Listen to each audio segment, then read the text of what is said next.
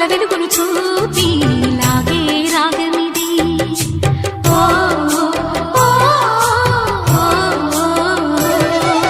నీలో మమతల మధుని చూసి నాలో తరగని తహతహ దూకి నీకై తరగల పరుగులు తీసి చేరే వేగమిది.